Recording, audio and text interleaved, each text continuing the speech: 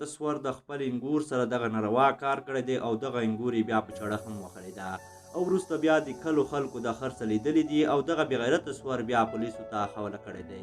پولیسو دغه ظالم نیولی دی او دغه بېغیرته سور په خپل بیان کې څه وایي ټول معلومات په همدې ویډیو کې راسره وګورئ.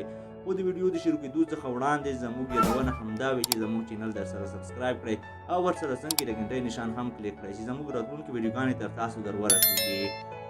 دوستانو دغه واقعه په اسلام آباد کې مخې ته راغلې ده چې یو سور د خپل انګور کډ ته ورختلی دی او هغې سره یې دغه بدکاري په زوره کړې ده چې دغه بدکاري په زوره ورسره شوې ده او وروسته د بدکارۍ نه انګور په چړه هم وخوړې ده چې چاته حال ونه وایي. خو انګور یې د مور څخه بچ شوي ده او هغه په خپل بیان کې داسې وایي چې د سور رویه یې زما سره ټیک نه وه، هر وخت به یې غلطې خبرې راته کولې.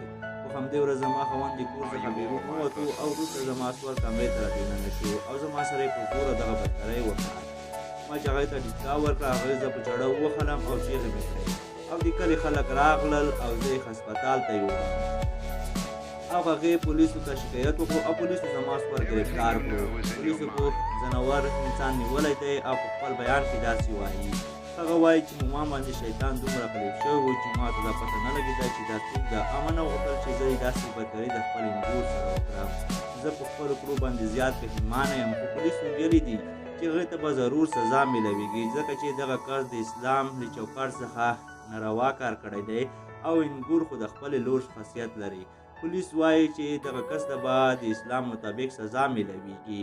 نو ملګرو دغه ویډیو خدای دې وکړي چې ویډیو مو خوښ شوي. ښه وختونه هېچارې په الله مو سپار.